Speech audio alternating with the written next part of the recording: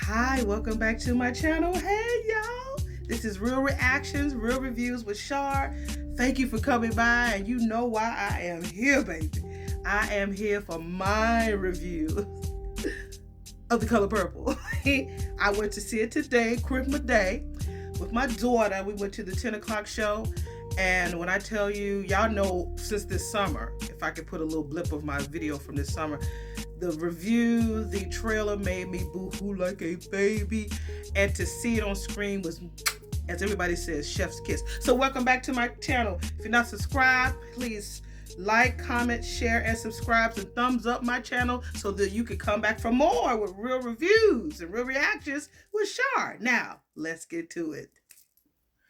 Okay, now, you get there at 10, and there's 25 minutes of what is it? 25 minutes of previews. I got my laptop right here to help me out with my memory. So we get there at 10 o'clock in the morning. My neighbor, I swear. Anyway, my daughter is a member of the AMC people, so we were able to get us a popcorn, some nachos for just $15. She said without it, it would have been $30. So I thank God that my child was wise enough to become a member, because I had 30, but I wasn't trying to spend 30. I would have starved through that movie. But anyway, uh, the movie starts in 1909 in Georgia, where you have Miss Tamala Mann. Tamala Mann is the church lady. She sings the first song called "The Good Lord Works in Mysterious Ways." Now, for those of you who don't know, I am a theater actress. I am a thespian. I label myself as the thespian auntie. And what I do is that I do theater over in right here in my city. And I've done The Color Purple twice. I've done it at Suge Avery. This is a picture of me right here. And I've done Sophia. Picture of me right here. I wish she would just leave, my neighbor. So anyway, I've done the show twice, so I know the music. I know the music very, very well. So anyway, it starts off with Tamala Mann and this wonderful church scene with dancers all over the place in the streets. Just being glad that it's Sunday morning, and the preacher, who was David Allen Greer. When I tell you I love him, I have such a big crush on David Allen Greer. It's ridiculous. Follow him on Twitter. You'll get your Kiki every time. So that's him. And in the show, the song goes really like a jazzy beat. The good Lord works in mysterious ways. But in the movie, it was sped up like it was church. You know, the whole time it was church. So I did like that. Of course, David Allen Greer was the preacher. The beginning church scene was so powerful. It was very moving. You felt like you were in church. I mean, Tamala Mann. I mean, take me to the king. The girl can sing. Okay. So there was a part where Celia, you could clearly see that she's pregnant, and her and Nettie are singing their song, and bonding like they usually do.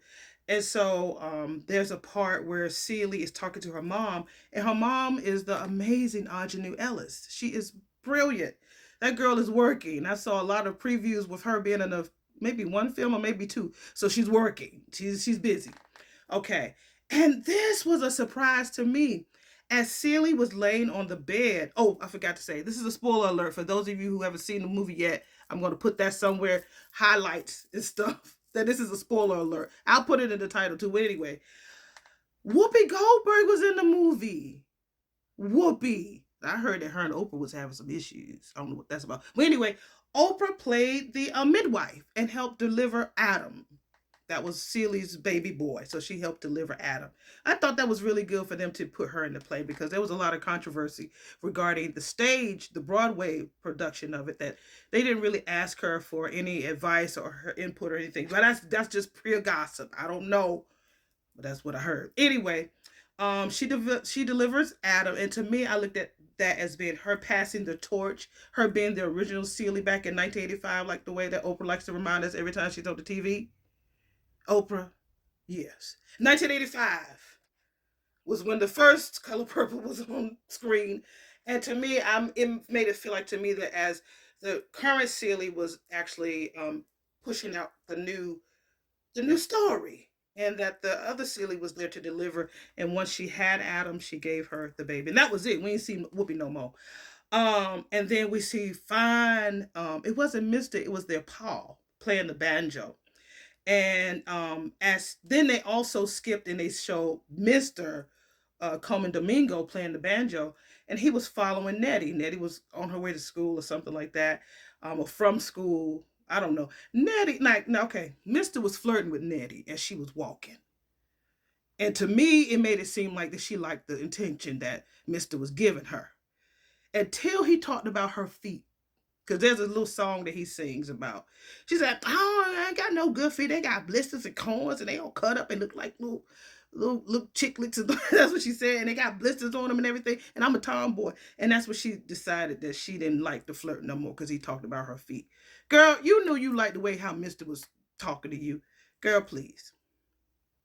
Anyway, new song that they introduced that I never heard of before says "I See My Baby Girl." That's when Celie had went to the store and then she saw a baby with the name Olivia stitched in the blanket, and she figured that that was her baby girl. So that was cool. And that girl, the baby, I forgot her name, Felicia. I think her name was Felicia. Looked just like Fantasia. She said on Jennifer Hudson's show last week that she's been always told all her life that she looked like Fantasia. Girl, yes, you do. You look just like her. And so they had a great sequence. It was like a slow motion sequence of her singing about how she saw her baby girl. They had the men doing the chain gang in the background, and then you had the women in the washboards. That was a really smooth, beautiful cinematic piece that they put on the screen. Um, their father owned the store that they worked in, and they had a living quarters upstairs. I guess that was an office or whatever. Um, and so Mr. came to the store to talk to Paul because he wanted to marry Nettie. And he was like, "No, you got to have Celie. He's according to him, quote, and she is ugly as homemade sin." What's homemade sin? I don't know.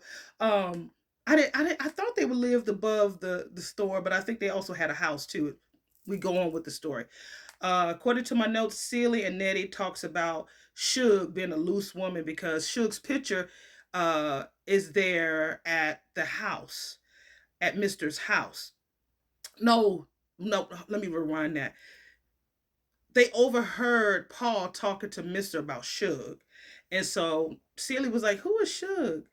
And so Nettie was like, "Oh, Suge is this very, very loose woman." And Celie was like, I want to be a loose woman. I was like, "Oh, Celie." Now that she wasn't like that in the movie. In the movie, she was very reserved and very fearful and very afraid. Celie said she wanted to be a loose woman. I said, "Okay, Celie." So they decided to give poor Celie to Mister. And when I tell you his house looked a mess, there was like water all over the floor. The windows were dirty. It's way worse than how the first movie was.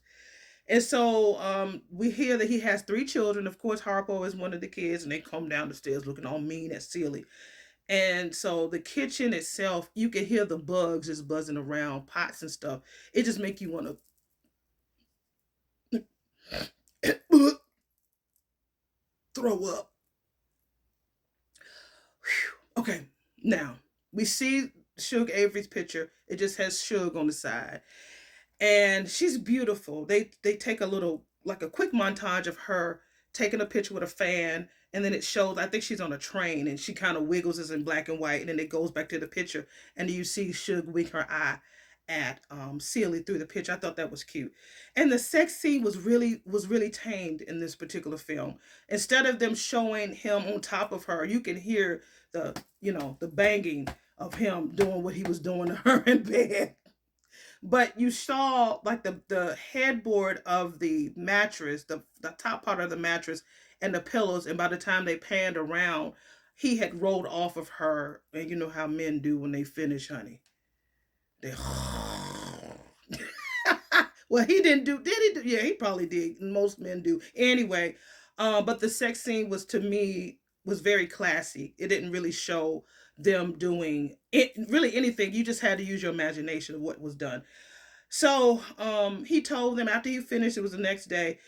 Hey, I'm talking about Holly. Nettie came, and because Paul was just hitting on her too, not hitting, but hitting on her too much, and so she wanted to leave to come and move there with Mister and Celie.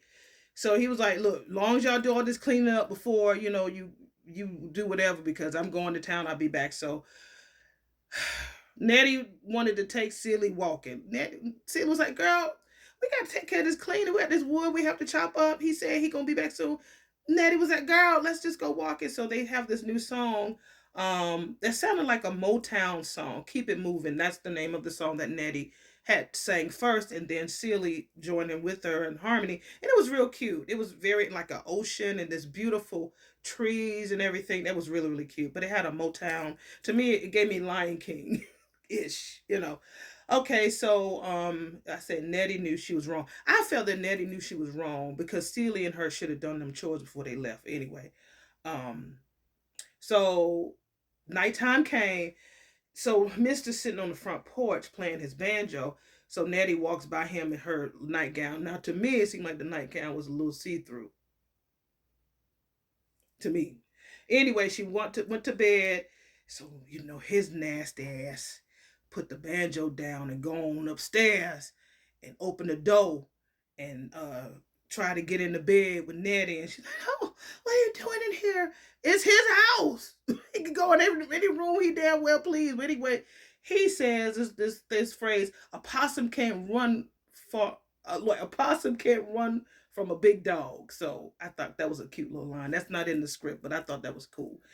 And then it started raining. You could see the thundering and everything. It was doing it before, and it was so moving and so powerful how he threw her out there with her luggage, and how Celie came out there asking him no, and she was like, "Get off!" He was like, "Get off my land." He went to get a shotgun, and he started shooting in the sky. Of course, we knew he wasn't going to shoot her, but he was threatening and menacing enough that you thought that he was going to actually shoot her.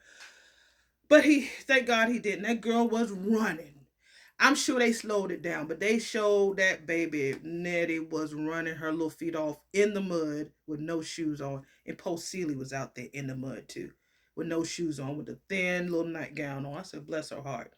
So they went back in the house, and they showed this really great transition scene going into 1917. And you see young Celie looking at the window. It was raining, and it panned over to another window where it was snowing.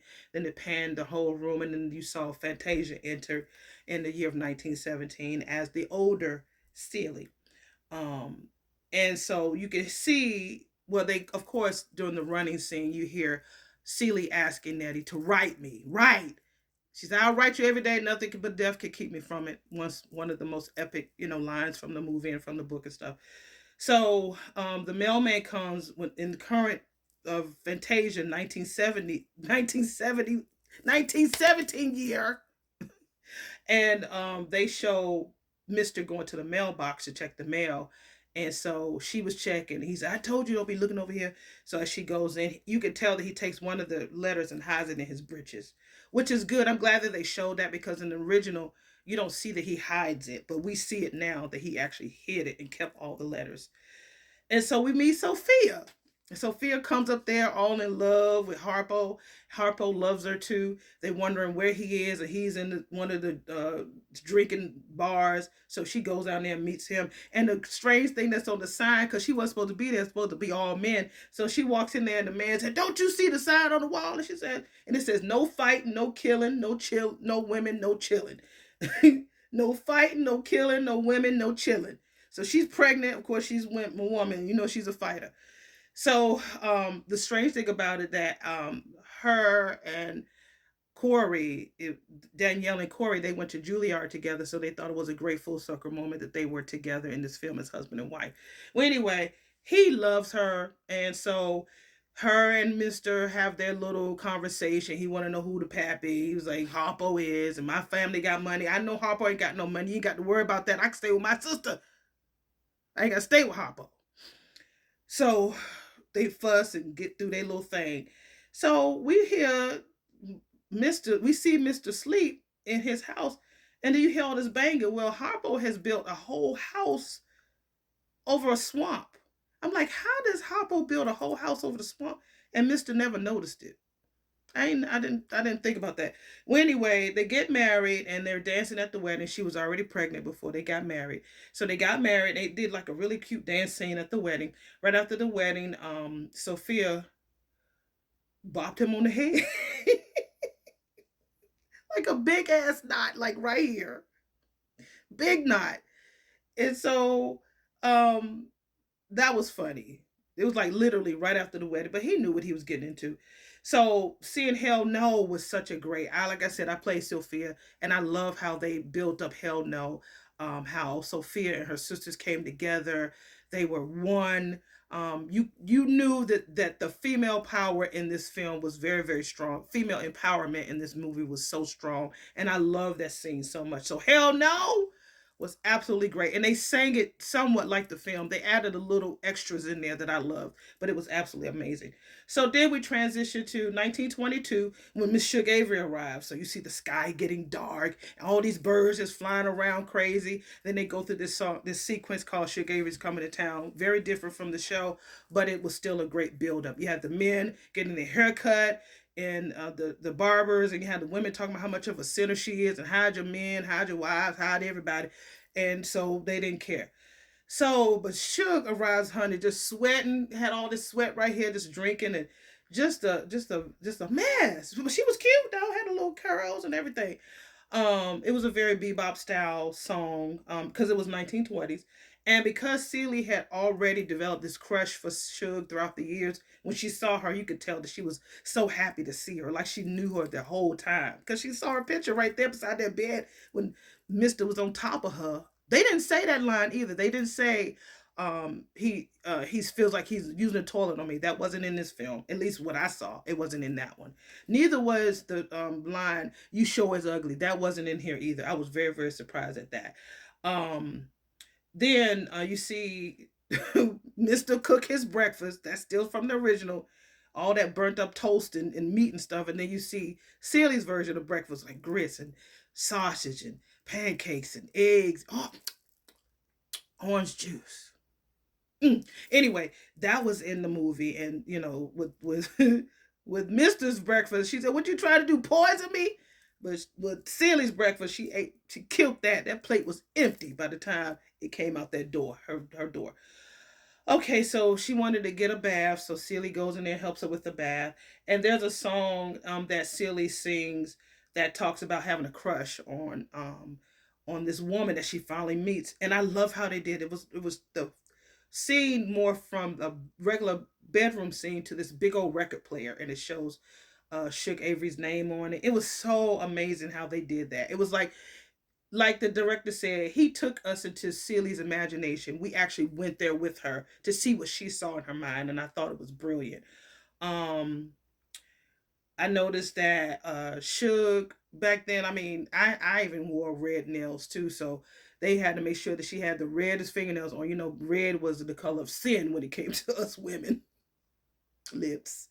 I would have had red nails on, but I don't have them on today. Anyway, what I also liked was that right after that scene, they showed Mister and Suge dancing down in the living room near the fireplace, and it was so sexy, y'all. In the plays and also in the movie, to me, it never showed that Mister and Suge had a relationship. We knew they were together and they was kicking it, but we didn't show the passion. We didn't see the passion and the connection and the chemistry. In this one, she Suge, they was kissing all on each other. She was bent over. He smacked her ass and everything. She, ow, yeah, it was all of that. It was all sexy. And but we didn't see them do it, but we know they was doing it. Because she ain't stayed with nobody else but Mister, and it was so good. So old Paul comes, which is the iconic, the amazing Louis Gossett Jr. was the pappy. I was like, yes, Louis Gossett. I was so happy to see him. He comes, and so he's there talking to his son about she shouldn't be there. Give me some water. And of course, Fantasia spits in that water and stirs it around. And Mister was telling his daddy to leave. He's, I ain't leaving until I drink all my water first. So he killed it. I wonder how many takes did they take that man to drink. He kills the water and all of it. But they didn't say about next time I'm gonna put some Sugar Avery P in it. They didn't say that. So we meet Squeak because we go back down and we see that Harpo is building on the club, and he was talking to Mister and Celia about him doing a juke. They didn't call it a juke joint; they call it a juke in this film. And Fantasia was like, I mean, people would come as long as Suge is there. So that's what we did. So he got some flyers and he started putting around town, making sure that Suge showed up, and people came, and she showed the F up. Um, yeah, the F up. She comes and makes an entrance. What's the sugar? She comes and make an entrance on this water, this little boat, and these men are just swimming in there. And she got her fan and her red on, and that's the costume that she's supposed to wear. Because again, red signifies sin, sinful woman back then. So she did that. She sang "Push the Button," and then the choreography was brilliant. It was sexy. It was hot. It was it was passionate. It was just lust. It was sin. Every debauchery thing that you could think of. Those dances were amazing. So they finished dancing, and Sophia comes there, honey, with Buster, a prize fighter, friend of the family. That's the man that she got. And not only does she have her kids with Hoppo, but she dropped a baby with Buster and had a baby with Buster, a little girl named Henrietta. His name was Henry. Baby name is Henrietta. And so they did that, and the fight scene was really good. It was a lot going on, but it wasn't as much as it was in the first film, so it was good. Then after they leave, they is Suge and Celie. She takes her to a movie theater, which I thought was really great because it was like she was going on a date, and you can always tell that Celie had much respect for Suge. She had a big crush on her, and she loved her. And I feel like that Suge had a love for her too. And they used that film to let them sing their duet on "What About Love," which I love that song so much, and they did so great. They danced together, and they this is the first time we ever saw them kiss. It was a kissing scene. It wasn't tongue and all of that. It was a very gentle, passionate, very good moment between them. And so the next day, we wake up. They fell asleep in the same bed, so the audience you can like, ooh, what happened the night before? Anyway, we know what happened the night before because Mister was gone. So Suge heard the mailman come. She said, "I'm gonna go check it." The mailman came. She said, "You can give it to me." And he was like, "Where's Mister Johnson? Oh, he up there drunk at the places. Give me the mail." He was like, "Oh, okay." So she gave him the mail. So she was looking and she saw that Nettie had a letter right on top. And she ran up the hill, steal it, girl. I got a letter from Nettie. And she's like, oh my God. So she reads the letter. Now, in the movie, it made it seem like Celie couldn't read. But in this one, they didn't really deal on the fact that, the IRON or MISTR period. None of that. Celie read them letters like it was nothing, honey. And she read every last one of those letters, and it weaved the African scenes into the film. So although Celie was there, all of the action from Africa was happening around her. So I thought that that was really great too. Or if it was in Africa, they had Celie sitting in a tree looking at what was going on. So again, it took us into her imagination. It took us into her brain of what she saw as she was experiencing life at that moment. So 1930, Sophia's fight. She out in town with Henry, Broadneck and Buster. That's her boo, with their two kids, and they're there to go get ice cream. And the mayor's wife, Miss Millie, sees Sophia and her babies, and she says, you got some cute little babies. They the most chocolatest babies I ever seen." Thank you. Um, you want to come work for me? No, no, ma'am. Are you sure? Because I'm the mayor's wife, and I can. That's a whole lot of mouths you gotta feed. Uh, no, thank you. I know you want to come work for me. Sophia was like, hell no. She said hell no. So that was pretty much the same premise. Excuse me about spit. That was pretty much the same premise as the movie. So the man come over there, hit Sophia. She hits him the F back. Then somebody else come and knocks her out. Then we get her in jail. And that was such a moving moment of her being in jail. It was so moving.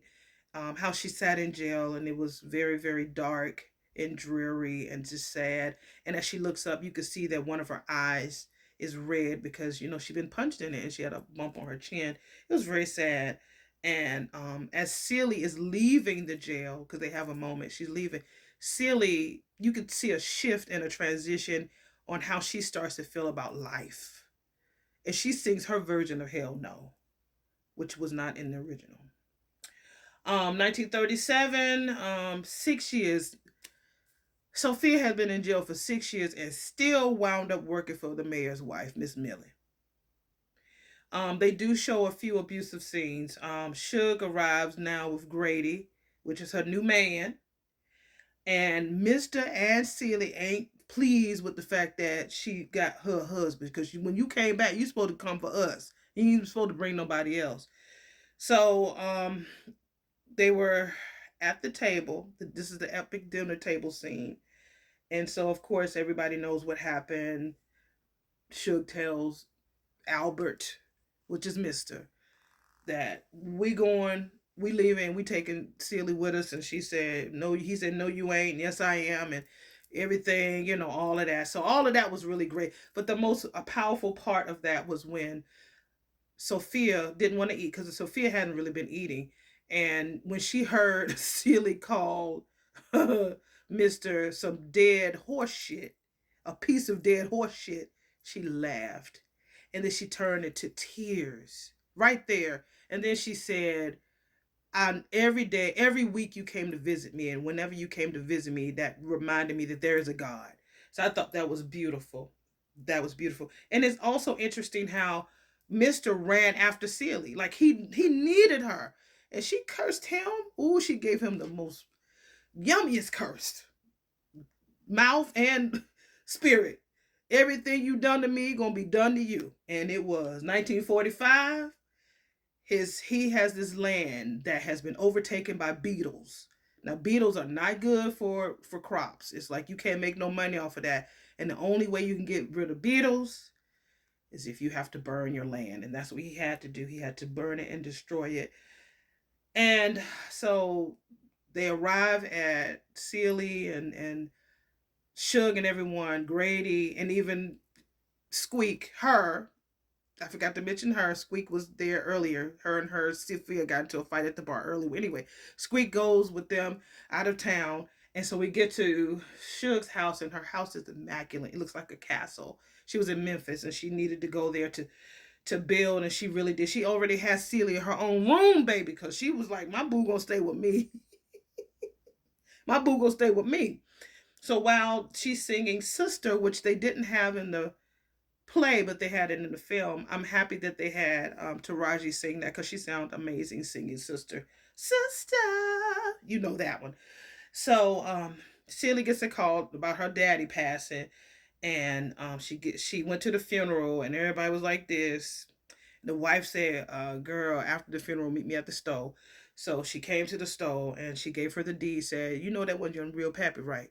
Your real daddy owned this store and the property, and your mama. So when they died, they left it to you and your sister. So she was able to turn that store to a pants store, and it was a great scene. She had on sequins red pants, and Fantasia was like tap dancing. I had no idea that she could tap dance unless that was a double. Y'all let me know if y'all seen that part and if that was a double. But it looked like her. She was dancing to me. Well, she was dancing, but it was tap. And tap is hard as hell. So after they do the tap dancing and stuff like that, he's cursed and he's mad that he's lost all of his land and his integrity as well. And it's storming. He's at the bar, at the juke at Harpo's juke joint, and he's leaving there, and he has a little quick moment with his son talking about how he was proud of him. Then he realized that no, this is he said it's I can't remember what the actor said, but he shook himself out of it, and he was like, "Get off me! I ain't old." It's like men are trip. Men are some men. I have a loving man, but some men could be something else. So anyway, he feels the curse of her, and then he lays down on the ground and just in the mud, and it's raining and storming all around him, and he can't get to the house, and he just passes out outside in the mud. This white the postman came, and he's like, "Sir, you all right?" He's like, yeah. This is the next day. I just was laying here amongst the stars and fell asleep. Girl, all that mud on your face. Okay, cool. So he finds out that in the letter, one of the letters that he gave, because letters were coming, and the mailman gave him the letter from Nettie that they wanted to come back, but their passports and everything were stolen when there was a war that happened. And so what he wanted to do was that he had the information that's showing that they were citizens, and he wanted to get them back without stealing, no one, just let it be a surprise. He wound up doing that, selling part of his land to make sure that Nettie and the kids came back to the United States. And he came to her store because I thought he was going to tell her. And so he wanted to buy some pants, and he said, "I want to buy some pants that nobody else would wear." So she gave him a pair of shiny, pretty pants. I want them pants. They were pretty. They were shiny. I love shiny things, and they were so pretty. And so he buys the pants, and he tries to ask her out, and she was like, "Let's us just be friends, cause I don't want you." I mean, she got shook. She cool. She is very, very satisfied. I don't need you. And so she sings the wonderful song that I Am Here. And the transitions on that were so amazing. It showed her by herself, but it shows her like at the door of her store. She goes out and opens the door, and she takes her time singing, "I'm here. Um, I have everything I need to live a bountiful life with all the love that I have in me. I stand as tall as the tallest tree." I mean, she could flirt with people now. She could do whatever she want to do because she's here. She's right here. That's huge. Okay, I'm going on 30 minutes. I'm almost through. Then after that, 1947, we go to David Allen Greer and Suge. David Allen Greer is Suge's father. He plays the preacher. Did I mention that? Well, he plays the preacher. He's in the beginning of the movie too, singing with Tamla Mann, and he is playing "Speak to Me," "Speak, Lord." God is trying to tell you something. That, and they sing that together. He forgives her because he didn't want her to be singing no blues because she had a beautiful voice, and he wanted her to sing it for the church. But she's like, "Daddy, I can't make no money at no church. I need to make some coins." And she made her coins, honey. So, but he forgave her. And then at the end, Mister is invited to the whole. It's like maybe a family reunion or something, or a celebration, and he bought a car, and the car was there with the chauffeur, and Nettie gets out and the kids get out and they sing their song. Mr.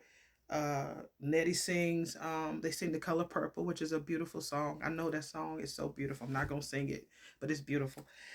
And I was talking to my daughter about it because we went to it together, and she said it's strange that he would have definitely left with Suge, but he had to stay there because his father told him he needed to oversee the land. But he wound up not really keeping all of it. He lost some of it, but he would have definitely loved and lived a life with Suge, but that wasn't his path. So, but I thought the show was great. I thought the movie was great. I did not know that Dion Cole was Paul. When I looked at it, I was like, this man is fine with his curly hair, and he thick. And then at the end, as they were showing the credits, I said, "Dion Cole was in this movie." My daughter was like, yeah, it was that was the Paul. Paul. I was like, "What? Where?" And he was in the movie. So if you haven't seen it, the comedian Dion Cole, normally he has his wearing a hair and a mohawk, and he has a beard. This time he, shaved all of that off, and he had grew all his hair out. And he looked so good. He didn't look like himself at all. So yeah, I thought that the movie was a great movie. I will give the movie five specs. I'm starting to do the glasses as my specs. I would give the movie five specs. That's my highest one. It is absolutely amazing. It takes you on a journey inside of Ceely's imagination. It really does. The music is great. It's a very smooth moving movie. You don't sleep. You don't fall asleep on it.